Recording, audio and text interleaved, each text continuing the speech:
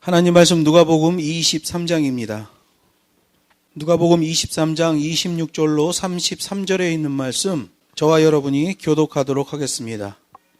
저희가 예수를 끌고 갈 때에 시몬이라는 구레네 사람이 시골로서 오는 것을 잡아 그에게 십자가를 지워 예수를 쫓게 하더라. 또 백성과 및 그를 위하여 가슴을 치며 슬피 우는 여자의 큰 무리가 따라오는지라. 예수께서 돌이켜 그들을 향하여 가라사대 예루살렘의 딸들아 나를 위하여 울지 말고 너희와 너희 자녀를 위하여 울라. 보라 날이 이르면 사람이 말하기를 수태 못하는 이와 해산하지 못한 뼈와 먹이지 못한 젖이 복이 있다 하리라. 그때 사람이 산들을 대하여 우리 위에 무너지라 하며 작은 산들을 대하여 우리를 덮으라 하리라. 푸른 나무에도 이같이 하거든 마른 나무에는 어떻게 되리요 하시니라. 또 다른 두 행악자도 사형을 받게 되어 예수와 함께 끌려가니라. 해골이라 하는 곳에 이르러 거기서 예수를 십자가에 못 박고 두 행악자도 그렇게 하니 하나는 우편에 하나는 좌편에 있더라. 아멘. 본문 말씀을 가지고 십자가를 지고 가던 길에 있던 사람들이라는 제목으로 하나님 말씀을 증거하겠습니다. 오늘 본문 말씀 보면 예수님이 십자가를 지고 골고다 언덕으로 오셨다 이렇게 되고 있는데요. 이 골고다라는 말은 히브리어예요. 히브리 사람들의 발음으로 적은 글자고요. 그 의미는 해골이라는 뜻이에요. 그러니까 해골 언덕이다. 왜 그런 이름이 지어졌겠어요? 사형장이라는 걸 알게 되는 거예요. 그러니까 골고다 언덕은 사형장이다 라고 알고 있으면 돼요. 그런데 기독교가 서양에 전파되면서 라틴어로 기록될 때는 갈보리라고 한 거예요. 갈보리 하는 거. 그거는 이제 라틴어 발음의 골고다예요. 라틴어 발음으로 갈보리라고 그러니까 영어권이나 모든 데가 다 갈보리로 된 거예요. 그래서 미국 선교사들이 한국에 와서 골고다 언덕을 얘기할 때는 갈보리 언덕이다 이렇게 얘기한 거지. 갈보리 십자가 이렇게 발음하잖아요. 예수께서 십자가를 지고 오르셨던 죽음의 언덕 골고다. 그 골고다 언덕을 향해 오르실 때 많은 종류의 사람들이 십자가를 지고 가던 예수님을 봤고 또 많은 사람들이 그 십자가 뒤를 따라갔어요. 그래서 오늘 본문 말씀처럼 십자가를 지고 가던 길에 있던 사람들이에요. 제일 먼저 나오는 사람이 주님의 십자가를 대신 지고 갔던 구레네 시몬이라는 사람이에요. 26절에 나오죠. 구레네 시몬은 예수님을 만나본 적이 없어요. 예수님에 대해 아는 것도 없어요. 아프리카 청년이에요. 북아프리카에서 온 청년. 유대인의 명절을 구경하려고 예루살렘에 왔던 거예요. 여행을 온 거예요. 요즘으로 얘기하면 유튜버가 고프로 카메라 가지고 예루살렘에 나타난 거예요. 예루살렘에 6월절 행사가 이때더라. 가서 한번 보자 하고 북아프리카에 사는 한 청년이 예루살렘으로 온 거예요. 그러니 뭐 예수님을 만나본 적이 있겠어요? 예수님에 대해 아는 것도 없죠. 북아프리카에는 유대인들이 좀 살았습니다. 꽤 많은 사람들이 살았어요. 역사적으로 보면 출애굽 때에 안 따라 나온 사람들이 있어요. 그 사람들이 이집트와 리비아 지역에 넓게 퍼져서 살았어요. 그리고 이 팔레스틴 땅은 수많은 전쟁이 있었잖아요. 이 전쟁 때문에 이 땅에서 살질 못하겠다. 약 몇 년에 한 번씩 계속 전쟁이 일어나니 이거 도대체 사람 살 땅이 아니다. 이래서 애굽의 나일강 쪽, 이 리비아 쪽으로 이동을 한 거죠. 그래서 유대인들이 그 북아프리카 지역에 많이 살게 됐어요. 경제적인 이유로도 지리적인 이유로도 많은 사람들이 거기 가게 된 거예요. 당시 유대 땅에서는 돈 벌 일이 별로 없어요. 지중해 무역을 해야 되는데 지중해 무역은 벌써 이방인들이 다 꽉 잡고 있단 말이에요. 그러면 유목을 하는 이스라엘 사람들이 뭐 어디로 가요? 나일강 하류 풀이 잘 자라는 곳으로 가는 거죠. 그래서 아브라함 때도 기근이 나니까 애굽으로 내려가 버리는 거예요. 문제만 생기면 애굽으로 내려가는 거예요. 왜? 거기 가면 일단 살 수는 있으니까. 그렇게 해서 북아프리카 쪽에 많은 유대인들이 사는 배경이 만들어진 거죠. 이 구레네 시몬은 유대인이에요. 시몬. 이 시몬이라는 이름 자체가 유대인이라는 걸 우리가 알게 되잖아요. 예루살렘에 와서 보니까 먼 사람들이 큰 무리를 지어 움직이고 있었는데 그 행렬을 좀 따라가서 구경하려고 하는 거예요. 그런데 맨 앞에 피투성이가 된 채 십자가를 지고 가는 어떤 청년이 있는 거예요. 그 예수님이죠. 비집고 들어가 가까이 가서 예수님을 보고 충격을 받은 거예요. 깜짝 놀래고 있는 거죠. 그래 구경만 하려고 하는데 예수님을 호송하던 로마 군인이 구레네 시몬을 잡은 거죠. 왜? 예수님이 워낙 큰 고문을 당했고 많이 두들겨 맞았고 이건 뭐 체력이 완전히 봉크 상태예요. 더 이상 80kg이나 되는 십자가를 지고 갈 수가 없는 상황이야. 계속 넘어지니까. 그래서 구레네 시몬이라는 사람을 잡아가지고 예수님의 십자가를 대신 지게 한 거죠. 예수님이 앞에 걸어가고 구레네 시몬이 뒤에서 예수님이 져야 될 십자가를 자기가 억지로 지고 가는 거예요. 이때는 로마 제국 시대이기 때문에 가능합니다. 로마 제국의 법에 의하면 식민지에서는 그 나라 사람들에게 2km 가는 일을 시킬 수가 있어요. 어떤 짐을 나른다, 어떤 뭐를 옮긴다. 그러면 식민지 백성을 딱 잡아가지고 야 이거 날러. 그러면 2km까지는 나르게 할 수 있었어요. 만약에 지금 출발해서 가는데 3km다. 그럼 마지막 1km는 로마 군인이 지고 가야 돼. 2km는 무조건 시킬 수 있는 법이 있었어요. 그래서 북아프리카에서 온 청년 구레네 시몬 이 유대인에게 예수님의 십자가를 억지로 지게 하는 거예요. 그 지게 하면 져야 되는 거죠. 그게 당시 식민지 법이에요. 역사적으로 보면 이 구레네 시몬은 예수님의 십자가를 대신 진 다음에 변화를 받아요. 그래서 놀라운 복음의 일꾼이 됐다고 얘기하고 있어요. 구레네 시몬의 가족들도 마찬가지예요. 성경에 보면 마가복음 15장 21절에 벌써 루포와 알렉산더라는 구레네 시몬의 아들의 이름이 복음서에 등장을 한다니까요. 벌써 하나님의 일꾼이 돼 있다는 거예요. 그리고 로마서 16장 13절에 보면 이 구레네 시몬의 부인도 언급이 되는 거예요. 이 구레네 시몬이 북아프리카에서 지금의 리비아 땅이에요. 거기서 예루살렘에 여행 왔다가 유대인이라는 것 때문에 억지로 예수님의 십자가를 지고 골고다 언덕을 올라갔다가 이제 집으로 돌아간 거야. 그런데 놀라운 변화가 일어난 거죠. 구레네 시몬도 하나님의 일꾼이 되고 아들 둘도 그리고 그 부인까지도 모두 복음에 쓰임받는 사람들이 됐다는 거예요. 사도행전 13장 1절에 보면 니게루라 하는 시므온이라는 사람이 나오는데요. 이 사람이 바로 구레네 시몬이에요. 이게 니게루라는 말이 요즘으로 말하면 니그로라는 말, 니그로, 흑인, 아프리카 사람이란 뜻이에요. 아프리카에서 온 시므온, 시므온은 시몬이라는 말이에요. 그러니까 초대교회에 놀라운 지도자가 되어 있다는 걸 알게 된 거예요.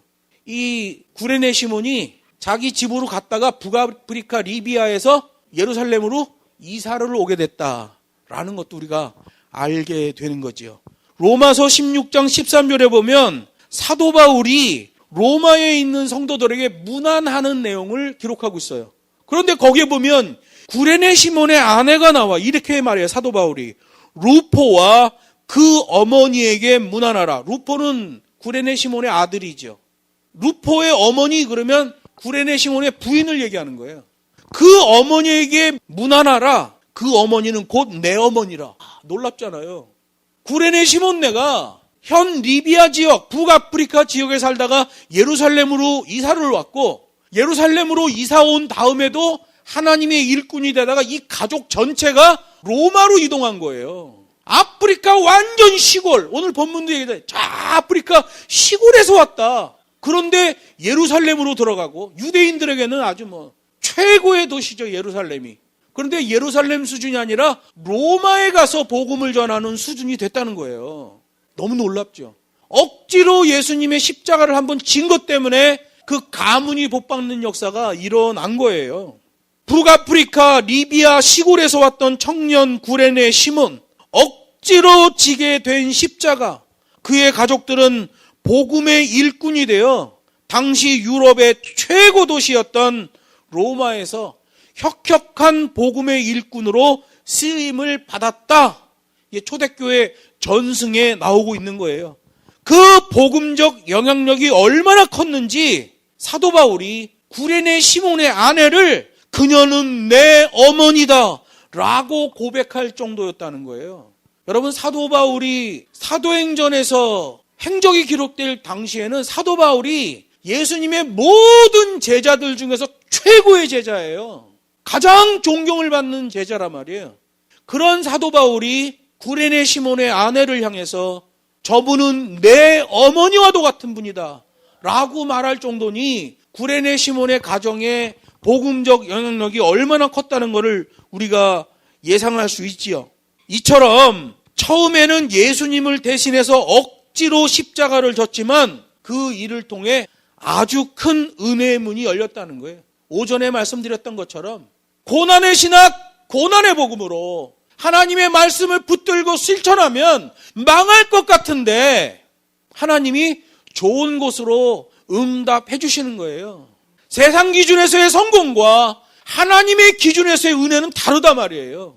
그런데 요즘은 교회가 이상한 물질주의에 빠져서 하나님의 은혜와 물질주의를 구별을 못해요. 그렇게 구레네 시몬이 있고 여기 27절에 보면 울면서 따라가던 여자들도 나와요. 가슴을 치며 슬피 우는 여자의 큰 무리가 있었다는 거예요. 이 여인들은 예수님의 고난과 슬픔을 같이 하고 있죠.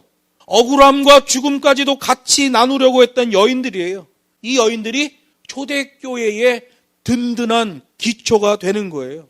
우리가 누가복음 강해하면서 봤죠. 베드로의 장모 열병에 걸렸었잖아요. 그런데 예수님에 의해 치료가 된 다음에 모든 재산으로 예수님의 사역을 보필했어요. 그래서 초대교회 전승을 보면 예수님이 공생애 3년 동안 사역할 때 모든 비용을 베드로의 장모가 내는 걸 보게 돼요. 베드로의 입장에선 망한 거예요. 배 타고 고기 잡는데 야, 그물과 배를 버려두고 나를 따르라. 완전 실업자 만들었어요. 그런데 그 집이 복받아요. 베드로도 나중에 사역하다가 로마로 가게 됩니다. 가장 큰 로마에 가서 사역하죠. 그 부인 퍼페투아, 히브리 이름으로는 퍼페투아예요. 우리 성경에는 안 나와. 그런데 기독교 고전에 보면 베드로의 부인의 이름이 나와. 로마식으로는 컨콜디아라고 해요. 본 이름은 퍼페투아. 여러분, 베드로가 그렇게 유명한 사역자가 될 수 있는 건 그 부인의 믿음 때문에 그래. 그 부인과 장모의 믿음 때문에 베드로가 그렇게 훌륭한 사역을 할 수 있었던 거예요. 여러분, 예수님이 십자가를 지고 갈 때에 많은 여인들이 울면서 따라갔는데 그 여인들이 바로 초대교회의 든든한 기초가 됐다는 거예요. 실제로 예수님 십자가에 달려 돌아가시고 무덤에 장사한 다음에 부활의 아침에 가장 먼저 부활의 소식을 들은 것도 이 여인들이에요. 제자들은 막 낙심했어요. 다 의기소침했어요. 이제 절망하고 있어요. 그런데 이 여인들은 예수님의 몸을 향품으로 닦으려고 무덤에 가게 된 거예요. 아침 일찍 갔는데 큰 무덤 문 돌이 옮겨져 있는 거예요. 들어갔더니 예수님의 시신이 없어졌어. 막 통곡을 하는 거예요. 유대인들은 난리가 난 거예요. 아침에도 말했지만 유대의 장례 문화는 엄청난 거예요. 그런데 무덤에 넣어놓은 시신이 없어졌다? 난리가 나는 거죠. 그때 이 여인들이 천사로부터 예수님의 부활 소식을 가장 먼저 듣게 되는 거예요. 이 여인들의 믿음을 의리의 믿음이라고 하는 거예요. 김보성이 사나이는 의리야 그러지만 걔 별로 의리 없어. 걔는 카메라 앞에서만 의리가 있어. 근데 이 여인들은 진짜 의리가 있어요. 아주 끝까지 예수님하고 함께하는 걸 보게 돼요. 지금도 기독교 신앙은 여성들에 의해 지탱되고 있다고 봐도 과언이 아니에요. 각 교회마다 정말 교회를 위해서 무릎 꿇고 기도하고 노력하고 헌신하는 것은 다 여자분들이에요. 헌신과 충성의 예수파 다 여자들이에요. 그래서 나는 생각해봤어. 아니 남자들도 좀 충성하고 좀 그러면 좋은데 남자들은 그냥 왜 여자들이 그렇게 충성할까? 예수님이 여자의 아들이잖아요. 여자의 아들. 남자의 아들이 아니라 여자의 아들이라 성경에 보면. 남자 없이 여자의 아들로 태어나. 남자들이 또 왜 이렇게 열심히 하지 못할까? 남자들은 흙으로 만들었잖아. 흙으로. 그러니까 약해. 여자들은 뼈다귀로 만들었잖아. 본차에 나요. 본차에 나. 목욕탕 가도 차이가 나잖아. 남자들은 들어가면 10분이면 다 티 나와. 왜? 흙으로 만들어갖고 오래 쓰면 퍼져. 다 티 나오는 거야. 5분 10분이면 다 티 나와 물에서. 여자들은 막 1시간씩 막 대단해 여자들. 하여간 각 교회마다 헌신과 충성의 예수파는 다 여자들이에요. 33절에 보면 자기 잘못 때문에 십자가를 지고 갔던 강도들도 나와요. 범죄한 강도가 자기 죄 때문에 십자가를 지는 것은 당연한 거죠. 그런데 성경이 얘기해요. 강도가 십자가를 지는 것 당연한 건데 그 당연한 것에서도 두 갈래 길이 있더라는 거예요. 원망하는 자는 끝내 죄인 강도 그대로 있었다는 것이고요.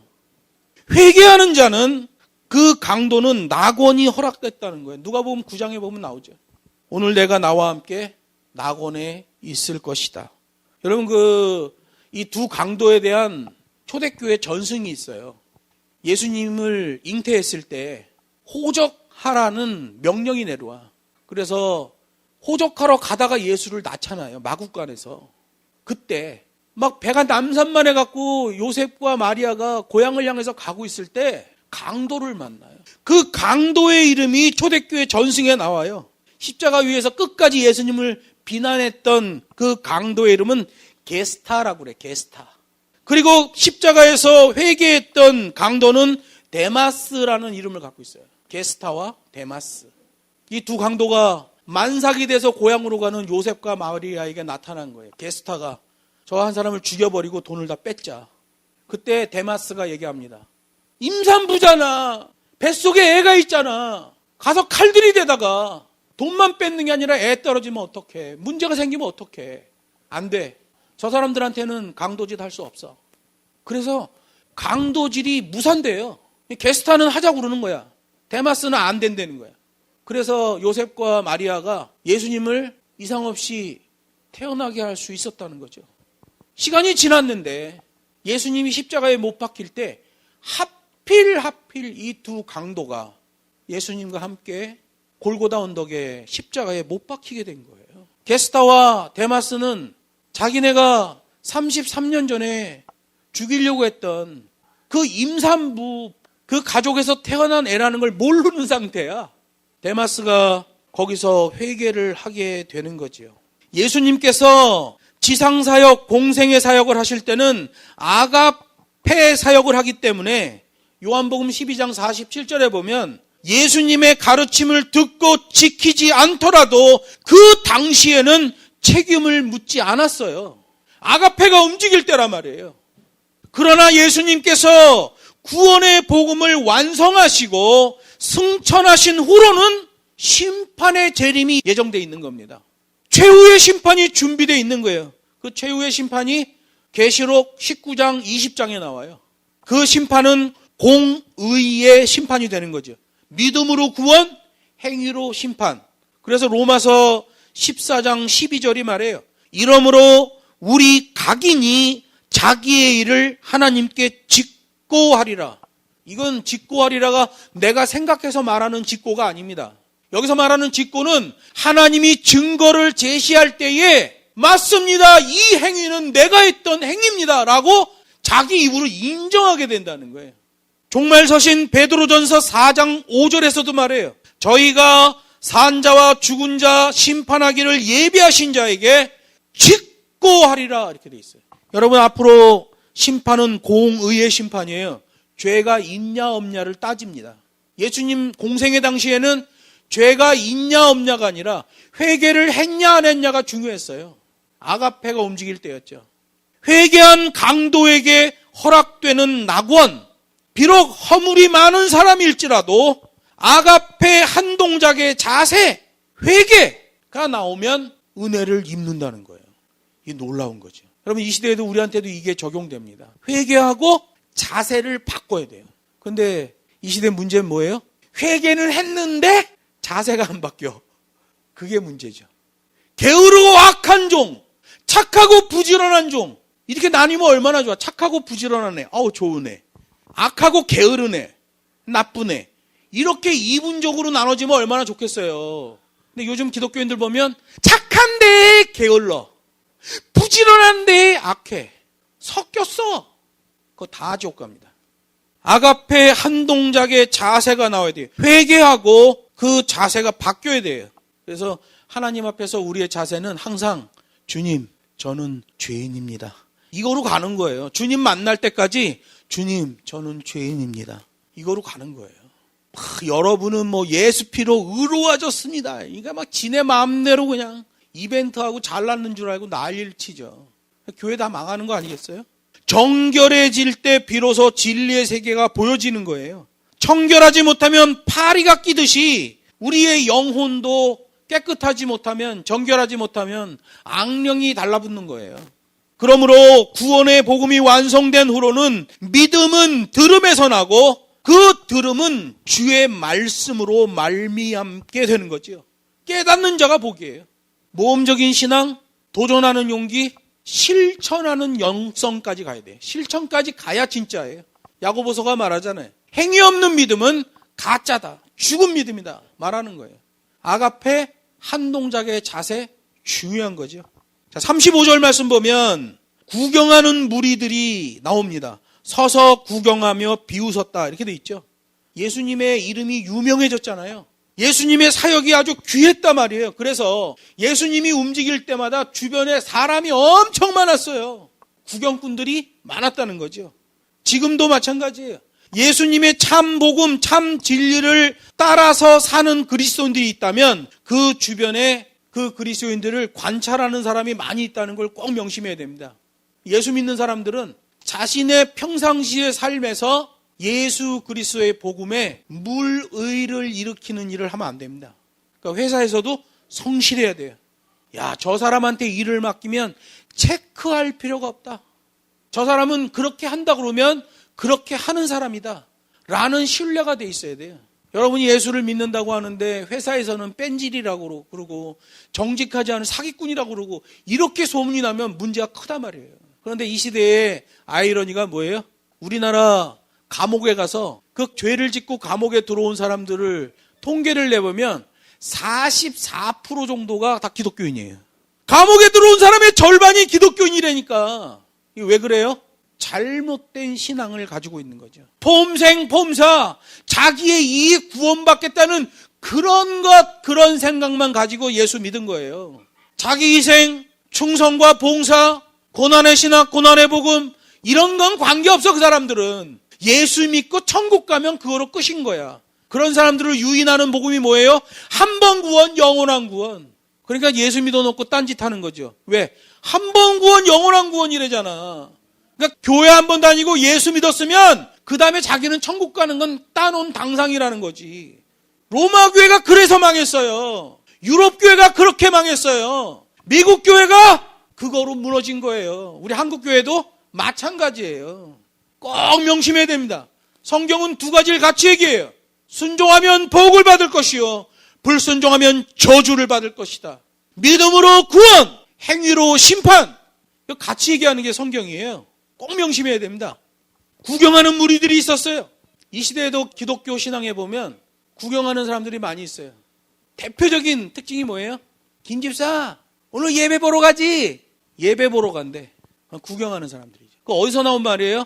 어느 마을에 옛날에 어느 마을에 무당이 푸닥거리하면 굿 보고 떡이나 먹지 뭐 이러고 가는 거죠. 가면 무당이 막 춤추고 뭐 자기 나름대로 종교 행사를 하죠. 그러면 사람들은 구경하는 거죠. 이렇게 종교적으로 보면 그 무당이 영매야. 무당만 그 어떤 귀신하고 접선을 하는 거고 나머지 사람들은 다 이렇게 구경하고 있는 거죠. 기독교인들이 그런 생각을 해요. 우리나라는 샤머니즘이 가득한 나라이기 때문에 예수를 믿어도 그런 생각을 해. 예배 보러 가자고 그러고. 예배 때 본인이 하나님의 말씀 속에서 하나님을 만나야 되는데 이게 구경꾼이 되는 거예요. 이렇게. 성경이 말해요. 예수님이 십자가를 질 때 멀리 서서 구경하는 사람들이 있었다. 그 자리에 같이 있긴 하죠. 구경꾼이에요. 이 시대 많은 기독교인들이 교회에 들어와 있죠. 구경꾼들이 태반이에요. 태반. 누가복음 23장 36절로 37절에 보면 희롱하는 군병들도 나옵니다. 유대인의 왕이거든 너 스스로 너를 구원하라. 군병들이 볼 때 이 로마 군병들이잖아요. 예수님이 지신 십자가는 희롱거리예요. 조롱거리가 되는 거죠. 놀려먹기 딱 좋아요. 이 시대에도 그리스도인들이 자기를 부인하고 자기 십자가를 지고 가면 세상 사람들이 희롱거리 삼아요. 저 군생활할 때 이등병 딱 갔는데 주일날 돼서 예배하러 간댔더니 고참들이 막 때리더라고. 이거 예수 환자 아니야? 이게 기독교 병자 아니야? 막 조롱하더라고. 막 때리는 거예요. 너 계속 가야 된다고 그랬어. 계속 때려. 가야 됩니다. 때려. 그럼 나중에 보내주더라고. 근데 교회 가는데 너무 눈물이 나는 거예요. 막 속상하고. 한 번은 교회를 가야 되는데 중대장이 나 태권도 단증 없다고 연병장에서 태권도 연습하라는 거예요. 그때 제가 우리 군대 교회에서 지휘할 때, 성가대 지휘할 때 연대장이 우리 교회 집사인데 연대장 밑에 있는 중대장이 교회 지휘하는 사병을 교회를 안 보내고 태권도 발차기 시켰어요. 중대장이 시키니까 열심히 했죠. 연병장 여기 끝에서 저 끝까지 앞차기 발차기 하면서 쫙 갔다가 다시 오고 맨발로 발바닥 다 까지고. 그런데 저기서 찝차가 막 오는 거야. 해봤더니 연대 인사과장이 찝차 타고 왔어. 그분도 우리 군대교회 집사예요. 오더니 너 왜 여기 있냐고 교회 안 오고 그래서 우리 중대장이 태권도를 시켰습니다. 군대는 명령체계잖아요. 중대장이 시키면 하는 거야. 그랬더니 인사과장이 찝차에다 나를 태우고 우리 막사로 가더니 옷 갈아입어 그러더니 중대 행정반에 가서 황구현 대위 어딨어 그러더니 그냥 군홧발로 여기를 발을 뻥 찼는데 퍽 소리가 나더라고. 나는 그러면 내 원수를 갚아줬으니까 기분 좋을 것 같죠? 아니, 나 새파랗게 질렸어. 완전히 스머프 됐어.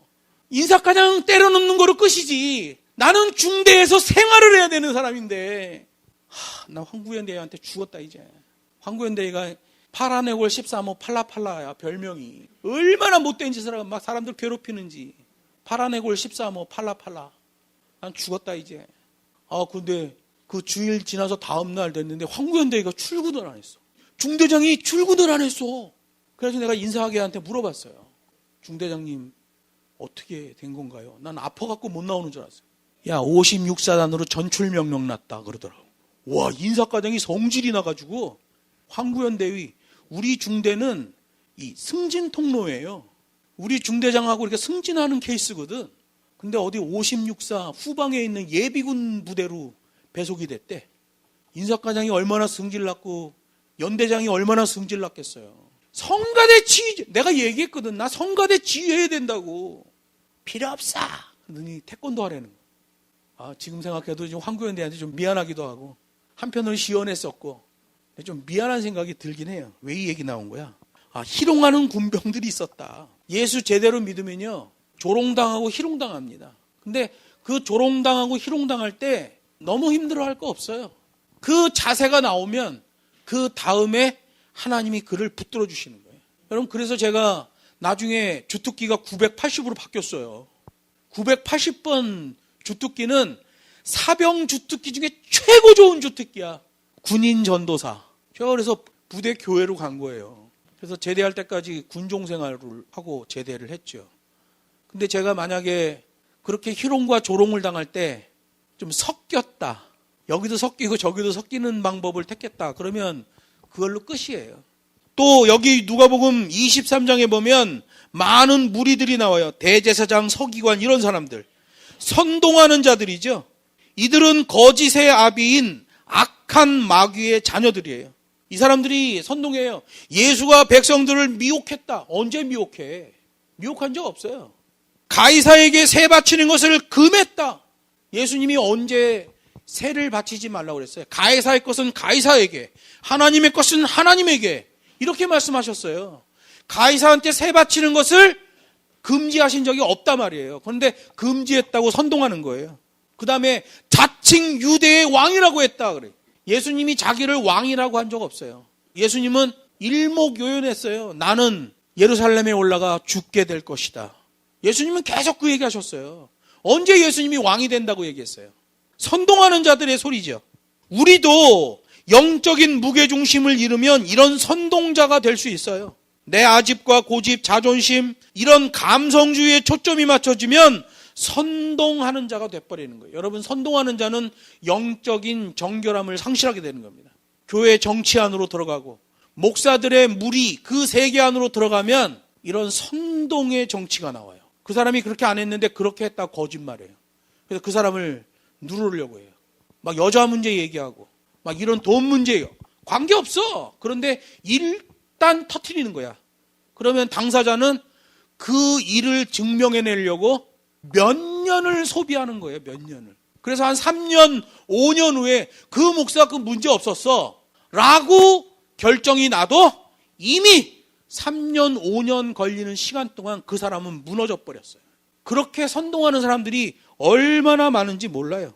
여러분, 우리가 매년 이렇게 고난주간을 기억하고 이 절기를 지내는 것은 또 한 번 자기 자신을 돌아보기 위함이에요. 우리가 교회 절기를 따라가는 것은 그 절기에 맞춰 내 자신을 한 번 더 살펴보는 거예요. 아들을 주시기까지 우리를 사랑하신 하나님을 기억하기 위함이에요. 근데 여러분, 예수님이 세상 죄를 지고 짊어지고, 성경에 보면 어깨에다 짊어졌다고 돼 있어요, 원문에. 그러면 예수님은 원래 죄가 없으신 분인데 성령으로 잉태되어 동정녀를 통해 탄생하신 분인데 죄가 없으신 분인데 언제 죄인이 됐냐? 신학적으로 규명해야 되잖아요. 성경을 통해서 행간해석으로 이걸 알아낼 수 있어요. 여러분, 예수님은 죄가 없는 분인데 세례 요한에게 요단강 세례받으러 나오실 때 세례 요한이 예수님을 보고 그래요. 보라, 세상 죄를 지고 가는 하나님의 어린 양이로다. 세상 죄를 지고 가는 이라고 할 때 이때는 세상 죄를 졌다는 게 아니라 세상 죄를 지게 될 하나님의 어린 양이란 뜻이에요. 근데 여러분, 이 죄를 지운다라고 할 때 성경의 근거가 레위기로 올라갑니다. 하나님의 성막 제사로 올라가는데 어떤 사람이 죄를 졌어. 하나님께 속죄를 해야 돼. 그러면 어린 양 한 마리를 가져오는 거예요. 1년 동안 잘 키워, 깨끗하게. 그래서 그 어린 양을 속죄의 양으로 성소로 가져오면 제사장이 그 양을 다시 정결케 한 다음에 그 제물을 가져온 사람을 같이 데리고 성전 뜰로 데리고 들어가요. 거기서 어린 양 위에 제사장이 손을 얹고 기도합니다. 하나님, 오늘 이렇게 개똥이가 자기 죄를 속죄하기 위하여 어린 양 한 마리를 가져왔습니다. 이 개똥 청년의 죄를 용서해 주시옵소서 하고 이 어린 양 머리 위에 기도한 다음에 제사장이 칼을 들고 가슴에다 칼을 푹 집어넣어요. 그리고 밑으로 쫙 찢어냅니다. 그러면 어린 양은 자기 주인이 옆에 서 있잖아요. 그러면 어린 양이 버둥대질 않아요. 만약에 자기 주인이 안 보이면 어린 양이 막 버둥버둥 돼가지고 제사장이 기도할 수도 없고 이거 자를 수도 없어. 근데 희한하게 자기 주인이 그 옆에 서 있으면 어린 양이 눕혀놔도 가만히 있는 거예요. 그렇게 제사장이 머리에 안수하고 주인의 죄를 양에게 전가한 다음에 칼을 집어넣어 쫙 찢어버립니다. 그리고 어린 양은 숨을 거두게 되고 그 옆에 있는 번제단에다가 올려서 태워서 속죄를 하는 거예요. 그렇게 돼 있어요, 하나님의 법은. 그럼 예수님이 죄가 전가돼야 되잖아요. 세상 죄가 예수님에게 전가돼야 되잖아요. 그러면 유대인의 방식으로 하면 제사장이 예수님의 머리에 손을 얹고 기도를 해야 돼. 근데 그게 딱 한 번 있었어. 세례 요한이 요단강에서 세례해 줄 때 예수님이 나오시는 거예요. 그동안 세례 요한은 죄를 씻는 세례를 줬어요. 그래서 죄 지은 자들이 세례 요한에게 와서 요단강에서 세례를 받을 때 죄 씻음의 세례였어요. 그런데 예수님이 오는 거 보니까 세례 요한이 얘기해. 보라, 세상 죄를 지고 가실 하나님의 어린 양이다. 그랬는데 예수님이 물로 들어오시더니 자기 앞으로 저벅저벅 오시네. 자기 앞에 오더니 무릎 꿇고 세례를 받겠다네. 세례 요한이 직감을 한 거죠. 아, 큰일 났다 이거. 내가 죄를 씻는 세례를 주는 사람인데 이거 죄를 뒤집어 씌우는 세례를 해야 되는구나. 세례 요한 제사장이잖아요. 아버지 사가랴가 제사장이에요. 아버지가 제사장이기 때문에 세례 요한도 제사장이에요. 예수님의 머리에 손을 얹고 기도하는데 세례가 끝난 다음에 예수님이 물에서 나올 때에 하늘로서 소리가 들리는 거예요. 이는 내 사랑하는 아들이다. 비둘기처럼 성령이 내리는 역사가 일어나는 거예요. 이게 세상 죄를 뒤집어 쓰신 분이죠. 그리고 예수님이 광야로 나가서 40일 동안 금식 기도하는데 놀라워요. 사단이 와서 예수님을 죄인 취급해버립니다. 그전엔 예수님을 죄인 취급한 적이 없어요. 예수님이 광야에서 금식하며 기도하실 때 사단이 예수님을 죄인 취급해. 감히. 무슨 얘기예요? 세례 요한의 세례를 통해서 예수님에게 세상 죄가 실제로 전가되고 예수님이 그때부터 세상 죄를 어깨에 짊어지고 다니셨다는 거예요. 그리고 광야에서 금식 40일을 마치고 돌아왔는데 유대 종교 지도자들이 예수님을 죄인 취급해요. 실제로 예수님에게 세상의 죄가 전가됐다는 걸 알게 되는 거죠. 그리고 십자가 위에서 그 죄를 씻기 위해 고난을 당하시게 된 거예요. 구레네 시몬이 예수님 대신 십자가를 지고 가는 모습을 본 예수님의 제자들. 성경에 보면 베드로는 구레네 시몬의 그 헌신을 보고는 가슴을 치며 회개하고 통곡했어요. 베드로가 나중에 큰 사도가 돼서 고린도 지역에서 엄청난 부흥을 일으킵니다. 그리고 고린도에서 아덴을 거쳐 로마로 들어가는데 로마에 기독교 박해가 일어났어요. 네로 황제 시절에. 거기 있다가는 잡혀 죽을 것 같아. 그래서 베드로가 로마를 뒤로 하고 도망 나오고 있는데 그 도망 나오는 길에서 예수님을 만나요. 예수님의 현현이 나타난 거예요. 예수님 벌써 승천하셔서 하나님 보좌 우편에 앉아 계신데 예수님의 현현이 나타난 거죠. 박해의 땅, 죽음의 땅, 로마를 향해서 걸어가시는 예수님을 만난 거예요. 그때 베드로가 주님께 물어봐요. 쿠오바디스, 주님 어디로 가십니까? 그때 예수님이 대답해요. 나는 네가 버리고 가는 로마로 들어가고 있다. 그 말씀에 충격을 받은 베드로는 다시 로마로 들어가서 고난의 복음으로 사역을 해요. 그래서 초대교회 전승에 보면 베드로가 결국 로마에서 잡혀. 스승을 따라서 십자가에 못 박아 죽이려고 하니까 베드로가 고백하는 거예요. 나는 거꾸로 달아달라.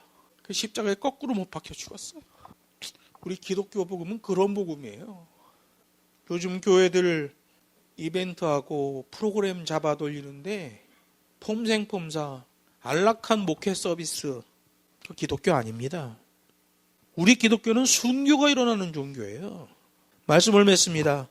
예수님의 몸된 교회에 기독교인들의 그 대열 속에도 수많은 종류의 사람이 섞여 있어요.